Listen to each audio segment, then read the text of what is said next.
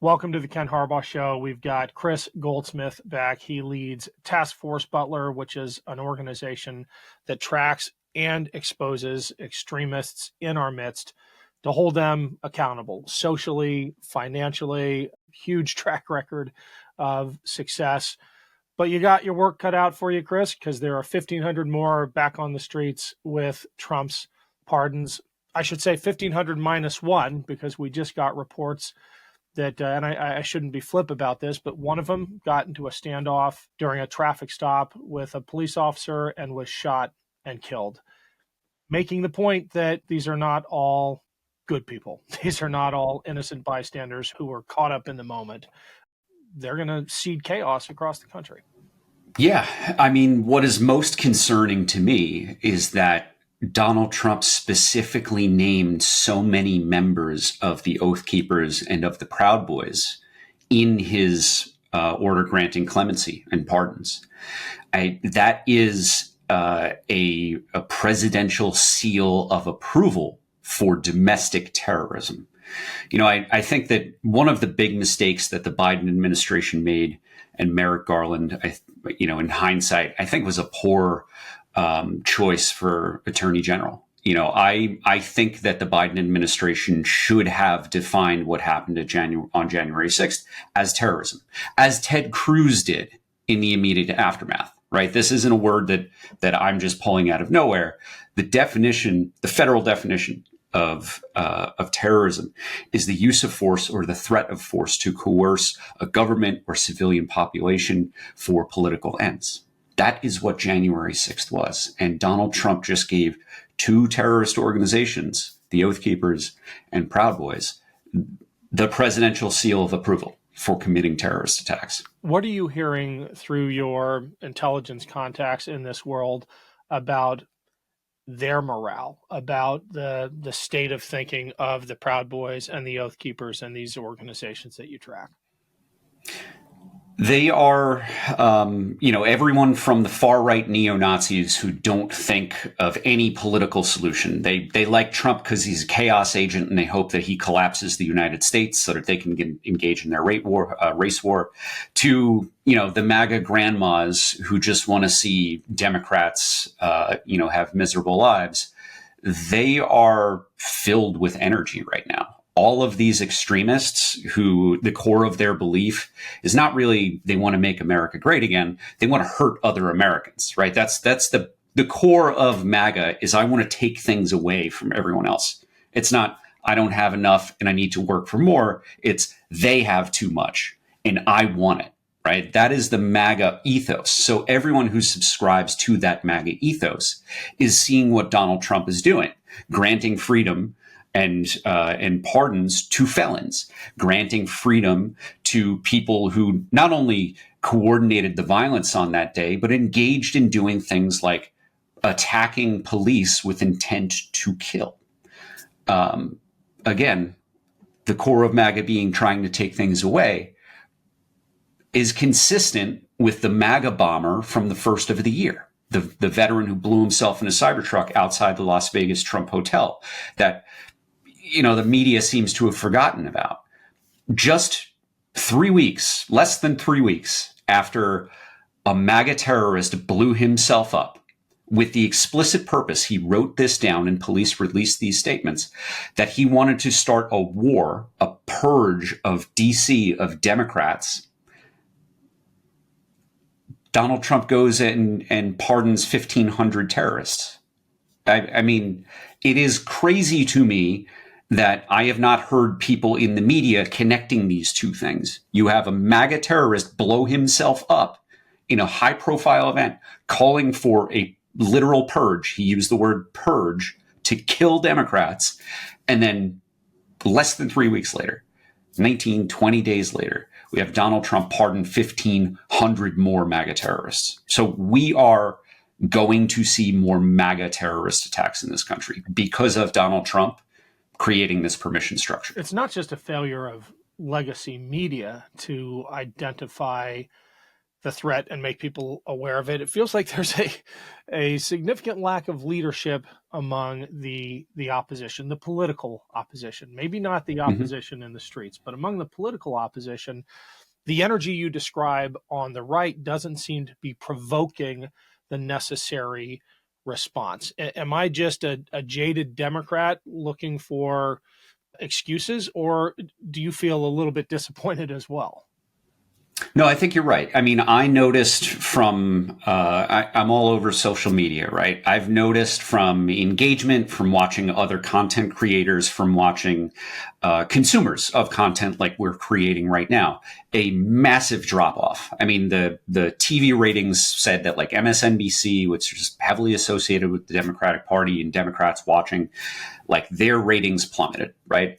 I think it was okay for people to lick their wounds. And the content that I was producing was saying, hey, if you need to step back and stop watching me, you know, I make, to be clear, I make money on TikTok. That's why I want people to watch my videos. I was saying, if you can't handle this right now, rest up, because we're going to need you after January 20th, right? I think there are still some people who are experiencing the shock and awe that Donald Trump is waging against our democracy, against our country, against our fellow Americans. And it is understandable that some people are just still keeping their heads down. But I do think that the tide will shift when things start getting more kinetic.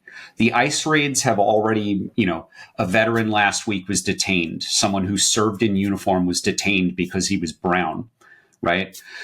That type of thing is happening when it's cold out. There's not a lot of witnesses, right? Like the fighting season that we have dealt with in global war on terror for 20 years, when the weather gets warmer, we will see more protests. So I expect, as long as there's snow outside my window, for things to be relatively calm. But I think that activists and everyday Americans who don't consider themselves politically engaged or activists of any kind, or anti-fascists, I think that these types of people are going to be much more motivated when the weather gets comfortable, because that's the way that humans work, right? And the ICE raids are going to get more kinetic as they get more energized and more organized, and they purge DHS of anyone who's not living up to the quotas. It's Ken Harbaugh. Quick break to say thank you to everyone who supports this show via Patreon. We're adding exclusive content every week there, so if you haven't signed up yet, head over to patreon.com/Ken Harbaugh. Every single cent we get through Patreon goes back into this show, whether it's researching topics like the piece we recently did on the U.S. Army's counter-fascism training during World War II, or my reporting trips to Ukraine to show what that country is doing to defend its democracy. These episodes can't happen without your support. I'm deeply honored that so many of you have pitched in. If you've been waiting, now would be a great time. We've got another reporting trip to Ukraine coming up and other ambitious projects in the works. We're all in this together. Thanks for everything. I think the response is going to have to depend on everyday Americans waking up, but I also think that Trump might be overestimating his mandate. We've had ICE raids in my community here, and they have been met with nothing but outrage. I mean, a little bit is the FAFO effect, right? What do you mean you're shutting down my favorite? And I know it's a trope, but this happened. I'm not making this up. What do you mean you're shutting down my favorite taqueria? Right? That happened 2 days ago in Cleveland Heights. When it comes home, when it affects people that you have a personal relationship with, it, I think, will eventually provoke the kind of antibodies that have kept this democracy a democracy. God help us if it doesn't, but I'm counting on it. Oh, yeah. And I think a lot of men, of my demographic, men who are kind of like older millennials who may have gotten the opportunity to buy a home and are ready to move from the starter home to the next one, with the tariffs against Canada, like where we get all of our lumber, with a significant portion of the workforce that builds homes is going to be either in hiding or having been deported. The prices of construction are going to skyrocket, and we are going to see inflation from that across the board. I remember during the pandemic, I'm a hobbyist, right? I was going around when the whole world was shut down. I had a Tyvek suit and a painter's mask. I could do anything I wanted, right? And I watched as lumber prices at Lowe's spiked and at Home Depot spiked, and everything else followed. We're going to experience that again because of Donald Trump's trade war. So between the deportations of the workforce who are home builders and the prices of supplies, specifically lumber from Canada, I think that men of my generation who fucked around voting for Trump are going to be finding out, and they're going to have some regrets. And hopefully that gets them engaged. Well, it's incumbent upon us to pin the responsibility for that on Trump. I think the best distillation of the election that I came across, I mean, it could have fit on a bumper sticker. Mm-hmm. People voted Democrats out because they were mad at Democrats. We have to make them mad at Republicans. Yeah. It's about as simple as that. And to me, the facts are on our side. We just have to communicate them. Yeah. And look, I have become, I think considered, thanks in large part to Against All Enemies, one of the nation's experts on veterans and extremism. Donald Trump just eliminated the extremism program in the DoD, which, to be clear, wasn't good under the Biden administration anyway. So maybe it's not that huge of a loss. But we are going to see radicalized veterans who were kicked out of the military because they believed in all these COVID disinformation campaigns. They didn't get the shot. Now they're getting reinstated should they want to get back into the military with 4 years of back pay. That's a tremendous amount of disposable income.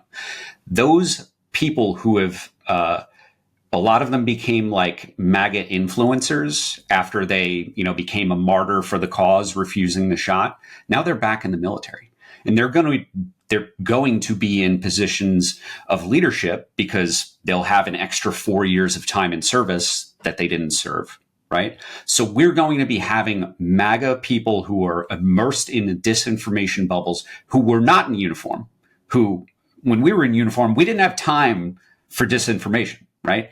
But these guys have had 4 years to self-radicalize, and they're going to be radicalizing junior troops who are a captive audience and are impressionable. 18-year-old young men, for the most part, mostly men, are impressionable, as I was when I was in uniform. And the extremism that we are going to see on the other end of Trump's 4 years is going to be bigger than it is today.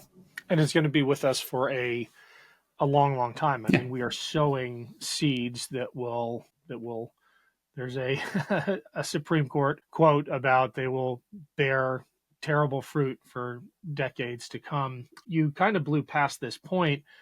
I want to double click on it. 8,000 people were kicked out for refusing to obey orders to take the shot to protect their fellow troops. They are all getting 4 years of back pay for work they never did, which is kind of a slap in the face to everyone who did get the shot, who did take care of their buddies, who worked for those 4 years, to see these folks either come back, well, either way, whether they come back in the military or not, they're getting a huge check from Pete Hegseth, from the DOD, for having disobeyed an order to keep their shipmates, their squad mates safe. It's crazy. I want to go back to, do you want to weigh in on that? Because this is before I was the veteran expert on extremism, I was the bad paper discharge guy. I spent years on Capitol Hill working to help veterans with bad paper discharges, with less than honorable discharges, who were kicked out because symptoms of PTSD, TBI, military sexual trauma were interpreted as misconduct. That's what happened to me personally. The Trump administration, I was in DC for all of the Trump administration working for a major veteran service organization. The Trump administration was not very helpful. Secretary Shulkin he specifically went rogue and granted access to vets without warning the Trump administration, which was great for me personally and for all the people I've been trying to help. But Donald Trump's people, like, we have to be specific here. He is paying them a financial reward for being extremists. Like if he believed in this logic, and if Pete Hegseth believed in this logic of when people are kicked out of the military unjustly, we owe them back pay. Well, there's tens of thousands of veterans who are kicked out, between Don't Ask, Don't Tell, or before that, when there was unnamed policy against people being from the LGBTQ community. All of the veterans who were kicked out, as I was kicked out for a suicide attempt that they interpreted as misconduct, which I think today anyone at the VA or anyone in DoD healthcare would recognize immediately. After I had a year-long combat deployment, my job at 19 years old was photo documenting mass graves. I had serious PTSD, and I wasn't getting treated for it, right? If Trump and Pete Hegseth truly believed in the logic of paying people for the injustice of being kicked out of the military without good cause, they'd be helping people like me, but they're not. Yep. They're helping the guys who didn't take the shot to make a political statement and put all of their buddies in jeopardy. Can you, for last question, can you help us understand the historical context of releasing brown shirts, whatever we want to call them these days, back onto the streets in anticipation of resistance to your policies?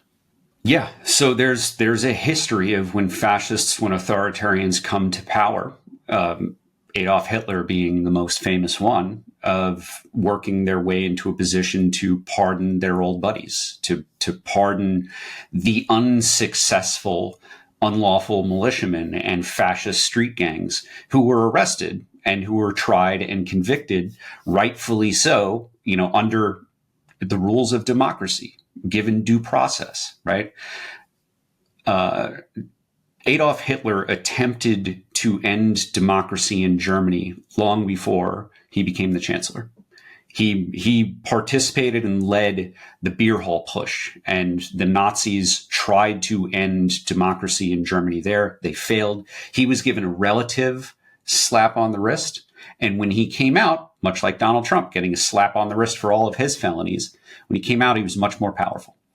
He went and he pardoned all of his brown shirts, and he had, from that, an even more loyal following of extremists who are willing to use and have been proven to have already used violence for political gain. Again, an army of terrorists. That's what the brown shirts were.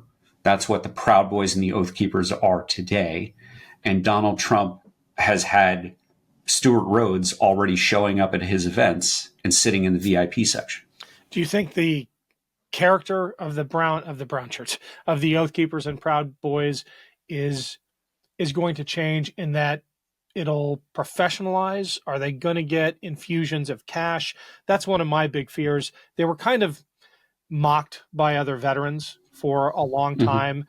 They have a certain shine on them now. They did a victory parade on Inauguration Day through DC. I wouldn't be surprised if oligarchs the like of Elon Musk think, maybe this is the next big investment. That really concerns me. I mean, Marjorie Taylor Greene for years has been known to use 3%ers and other extremist militias as security when she was campaigning and even after she got into office. So we've already seen one of Donald Trump's closest allies in Congress doing this. I do expect for extremist organizations like the Oath Keepers, potentially even the Proud Boys, to be deputized. If not as part of support for these, anti-immigrant ICE raids, absolutely when Donald Trump continues doing campaign rallies. Sure, the Constitution says he can't run for office again. And I think that whatever crazy Republican congressman introduced a bill for messaging to try and get Trump a third term, that's not going anywhere. But Donald Trump doesn't need to be eligible for office to continue campaigning. His campaign coffers are still collecting donations, right? So he's going to continue doing rallies. And as the level of unrest starts to warm up with the weather this spring and summer, he's going to start doing rallies in places like New York City and Los Angeles and Chicago. And he's going to I think, probably have his campaign maybe even officially deputize Proud Boys and Oath Keepers as security, in addition to the Secret Service. Terrifying prospect. And I think in addition, we're about to see as a country how power actually works in Washington. Mm-hmm. Because I would submit, I mean, it's almost Putin-esque in a way, in that Trump doesn't necessarily need to issue an EO or get Congress to pass something. If he gets the people who have the levers of power to do his will, then it doesn't matter how it happens. If Rez Vogt over at OMB is doing his midnight massacres, I mean, that's the weird magic of Putin's power in Russia. Mm-hmm. Statutorily, he doesn't have all that much, but his coterie is so terrified of him that they do what he wants to do. And I guess in America, you wouldn't even have to be president to pull that off. We're looking over the horizon here, but, you know, God forbid, maybe Trump doesn't need a third term if his heir apparent is beholden to him. Yeah. And, you know, it is in 2020, Donald Trump attempted to interfere in our election and he was not successful. I don't see any reason that he would not directly interfere in our election in 2028. Now, I don't want to scare people and say like democracy is over, the fascists have won, right? But he will try. He will try to do everything he can to cheat his way into ensuring that his legacy is kept and that we keep heading towards authoritarianism in a way that will benefit him and his offspring. I think that's it. I also am not yet in the alarmist category of warning about a Trump third term, but Trumpism, with all of its features now being institutionalized, that's here to stay. Mm-hmm. At least as far as the Republican Party goes, they are fully bought into it. So yeah, now's the time to resist. Well, I mean, you made a movie about it. Like J.D. Vance is in position. Like he's been staying in the background for now. He doesn't have to start campaigning anytime soon. But J.D. Vance, I think, is the scariest of the potentials. Sure, he's not the entertainer that Donald Trump is. He hasn't been able to flex his power the way that Ron DeSantis has as governor. But he is well positioned to carry the torch of Trumpism after Donald Trump's first 4 years or second 4-year term. Yep. Well, Kris, we'll keep an eye on it. Thanks for everything you're doing. Let's talk again soon. All right. Thanks a lot, brother.